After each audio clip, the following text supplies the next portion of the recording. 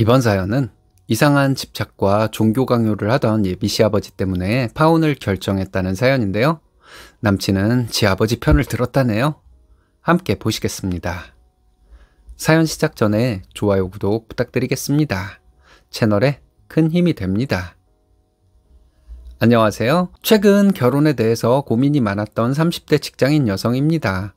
결혼은 하늘이 허락해줘야 한다는 말이 있듯이 아무리 잘 맞는 커플이라도 다른 조건들이 잘 맞아떨어져야 하는 것 같아요. 특히나 시댁하고 불화가 생기면 조율하기 참 어렵다는 생각이 듭니다.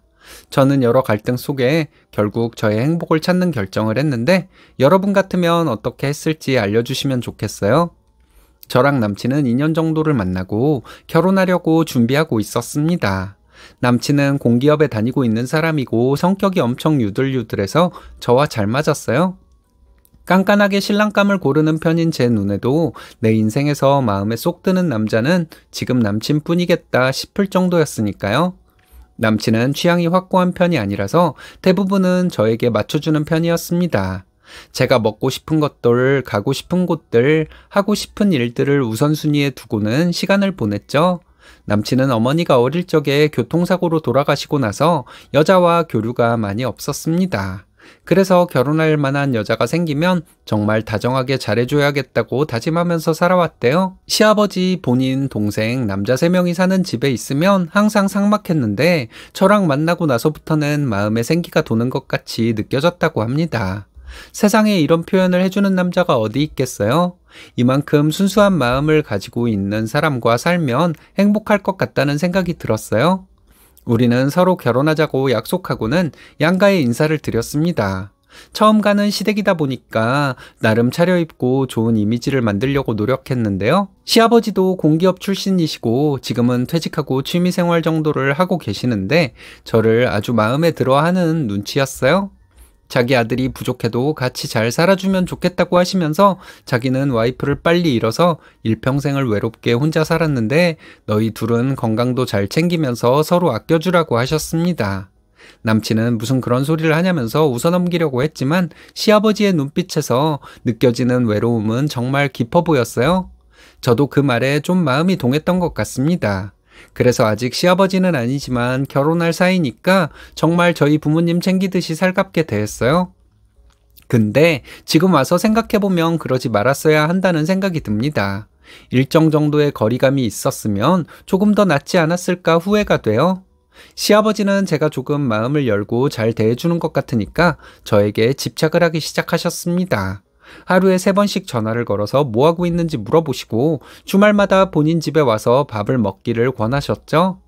처음 몇 번은 저를 그렇게 챙겨준다는 사실에 고마웠던 것 같아요. 하지만 시간이 지날수록 점심을 먹으러 가면 저녁까지 있기를 바라시고 따로 시간을 내서 본인하고 영화도 보고 미술관도 가기를 원하니까 부담이 되었습니다. 저는 어릴 때부터 학생회니 학과 회장이니 하면서 사람들을 많이 만나본 사람이에요. 그래서 웬만한 사람은 부담스럽게 느끼지 않는데 이렇게 과할 정도의 관심을 가지는 경우는 처음이라 당황스러웠습니다. 시아버지는 어차피 우리 아들하고 결혼할 사이인데 굳이 내외할 필요가 있겠냐면서 저랑 더 가까워지려고 하셨고 저는 말도 못하고 끙끙 앓고 있었어요. 이런 걸 친정에 공유하면 결혼이 어려워질까봐 차마 말도 못하겠더라고요. 그래서 친구들에게 조금씩 하소연할 수밖에 없었는데 다들 하나같이 정상이 아니라는 반응이었습니다. 아무리 외로워도 그렇지 가족이 된 것도 아닌데 그렇게까지 과하게 표현하는 게 말이 되냐면서 결혼하면 생활 하나하나에 간섭할 게 분명하다고 했어요. 그 말을 듣고 보니까 진짜 그런 미래가 펼쳐질 것 같긴 했습니다. 하지만 남친을 보면 다시 없을 기회인 것 같아서 놓치고 싶지 않았죠.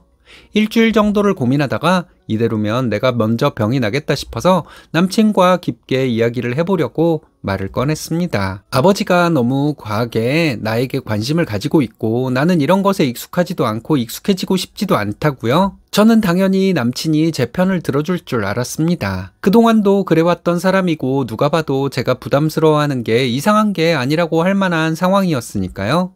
그런데 남친은 뜻밖의 이야기를 하더라고요. 아니 뭘 그렇게 심하게 받아들여. 아빠가 좋아서 그럴 수도 있는 거지. 어른 민망하시게 왜 그래. 네가 그런 애인 줄 몰랐다. 남친의 반응에 저는 적잖이 충격을 받았습니다.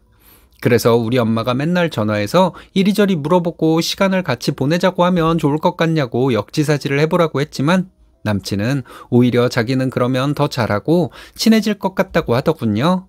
솔직히 이때 남친에게 크게 실망했습니다. 제 편을 들어주면서 아버지에게 말해주지는 못할 망정 저에게 이상하다고 하다뇨.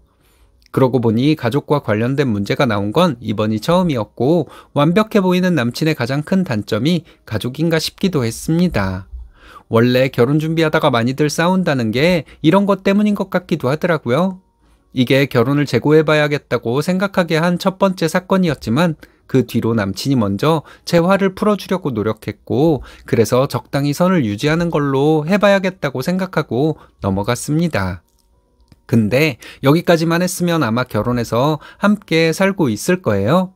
하지만 넘어야 할 더 큰 산이 그 뒤에 있었죠. 남친 아버지는 소위 말하는 소수 종교를 믿고 있어요. 퇴직하고 나서 주변 사람들이 거기로 많이 가서 자기도 믿게 되었다고 했습니다. 아무래도 젊었을 때는 자기 혈기가 왕성하니까 뭘 의지한다던가 이런 게 없었는데 어머니가 돌아가시고 점점 자기도 힘이 약해지다 보니까 뭔가를 붙잡고 있는 것 같았어요. 남친은 종교가 없지만 아버지가 너무 원하면 1년에 한두 번 정도 따라간다고 하더라고요. 뭐 남에게 강요하지 않고 믿는 것은 솔직히 상관이 없잖아요. 그래서 그러거나 말거나 신경을 안 쓰고 있었는데 어느 날부터인가 아버지가 저에게 그 종교의 교리를 보내기 시작하는 겁니다. 좋은 말들이긴 했지만 너무 길게 써놔서 읽기도 귀찮고 저에게 권유하는 것 같아서 꺼려졌습니다. 그래서 2주 정도 보냈을 때 제가 먼저 이런 거 부담스러우니까 안 보내주셨으면 좋겠다고 말했어요. 남친 아버지는 종교가 없다고 하지 않았냐면서 그래서 보내준 거라고 했지만 제 눈에는 그냥 종교를 믿게 하고 싶은 발버둥 같아 보였습니다. 아버님, 저를 챙겨주시는 건 너무 감사하고 좋은데요. 저는 이렇게까지 가까이 지내고 싶지는 않습니다. 그리고 종교도 제가 믿고 싶을 때 믿어야 하지 않을까요? 연락도 종종 해주시고 종교 이야기는 특히나 하지 말아주세요. 이번에 말하지 않으면 점점 강도가 세질 것 같아서 일부러 강하게 말했습니다. 그러니까 잠깐 정적이 흐르고 남친 아버지가 웃으시면서 네가 그러고도 우리 집에 시집 올 수 있을 것 같니? 우리 아들 두 놈 내가 꽉 잡고 있는데 너도 거기에 순응하면서 사는 게 좋지 않을까 싶다. 라고 말을 했어요. 저는 좀 섬뜩해지면서 이 집안 자체가 겉으로는 좋아 보이는데 속은 골마 있을 수도 있겠다는 생각이 들었습니다. 남친 아버지는 이번 주 일요일에 나랑 같이 한번 가보든지 아니면 우리 아들하고 결혼을 미루든지 하자면서 전화를 끊어버렸어요. 저는 바로 남친에게 전화를 걸어서 모든 상황을 말했고 나는 이런 집에서 도저히 못 살 것 같다고 솔직하게 이야기했죠. 남친에게 어떤 조치를 취해주던지 아니면 결혼을 미뤄야 할 것 같다고 말했습니다. 남친은 이런 상황이 생길지 몰랐다고 하면서 주말에 본인 집에 가서 남친 아버지와 같이 이야기하자고 하더군요. 그래도 이 정도면 남친이 이 문제를 해결할 마음이 있는 거라고 생각이 들면서 안심이 좀 되었고 저도 결혼을 망가뜨리고 싶지 않았기에 그러자고 했습니다. 주말이 되기 전까지도 남친 아버지한테서는 연락이 계속 이어졌어요.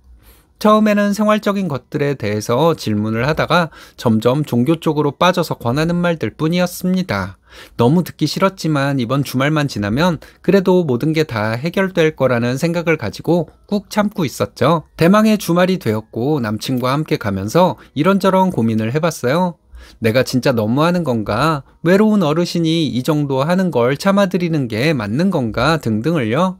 긁어부스럼을 만드는 건 아닌가 싶었지만 그래도 오랫동안 같이 얼굴을 보고 살아야 하는 사이인데 직면하는 게 맞다는 판단이 들어서 물러서지 않아야겠다고 다짐했습니다. 도착했더니 남친 아버지는 눈을 반짝반짝하게 뜨면서 저를 반겨주셨고 예전 같았으면 환영받는다고 생각을 했겠지만 그때는 좀 무섭게 느껴졌어요.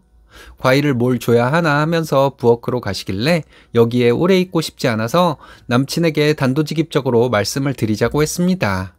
아버님, 저 오늘 여기 오래 있으려고 했던 건 아니고요. 제가 저번에 말씀드린 종교 부분 이야기 그만해달라고 부탁드리러 왔습니다. 남친 아버지는 부엌으로 가다가 멈칫하더니 다시 돌아서 제 앞으로 와서 앉았어요. 그러면서 저를 설득하는 게 아니라 남친에게 이야기를 하더군요. 좋은 음식을 보면 나눠주고 싶은 것처럼 본인도 좋은 말이 있어서 그런 거라고. 본인같이 남한테 피해주고 싶지 않아 하는 사람이 며느리 될 사람한테 강요했을 리가 있다고 생각하냐면서 호소하는데, 저랑 같이 따져주기로 했던 남친은 이때부터 벌써 마음이 흔들리기 시작한 것 같았어요. 남친 아버지는 꼭 이렇게 고집도 세고 아버지한테 잘 대해주지도 않는 여자랑 결혼해야 하냐면서 같은 가치관을 가지고 있어야 잘 살 텐데 그게 아니라는 생각이 든다고 남친을 설득했습니다. 남친은 그 말에 생각이 바뀌었는지 저를 보면서 왜 우리 아빠랑 내 사이를 갈라놓으려고 하는 거야? 그리고 내가 말했지, 네가 너무 크게 받아들이는 거라고. 생각해보니 우리 아빠가 그렇게까지 할 사람이 아닌데 나도 네 말 듣고 이러고 있는 거 아니야? 라고 말을 하더라고요. 그동안 남친의 이런 모습이 있다는 걸 상상도 못했던 입장이라 너무 당황스러웠습니다. 하지만 이 관계에서 결혼은 정말 아니라는 생각이 들어서 나는 절대 생각 바꿀 마음 없고 우리 그냥 파혼하자고 먼저 이야기를 했어요. 남친은 이 말을 들은 뒤 꽤 충격을 받고 말을 못하고 있었고, 남친 아버지는 그런 저를 보며 피식 웃고는 후회할 거라고, 그 정도 나이에 이런 남자 다시 만날 것 같냐고 하셨습니다. 이런 남자고 뭐고 사지육신이 멀쩡해도 정신이 바본데요. 저는 정신이 똑바른 남자를 만나야 할 것 같아서요. 그리고 아버님이 지금 아들을 다 망치고 있는 거 모르세요? 이런 집 며느리로는 누구도 못 살 거예요. 그리고 짐을 챙겨서 바로 나와버렸어요. 맨날 결혼에 대해서 갈팡질팡하던 제가 이렇게까지 단호하게 나가니까 남친은 놀라서 저를 붙잡으려고 했고, 저는 남친의 손을 뿌리치면서 도망치듯 나왔습니다. 그날 물론 많이 울긴 했지만 잠도 푹 잤던 것 같아요. 저를 괴롭게 하던 큰 부분이 없어졌기 때문이에요.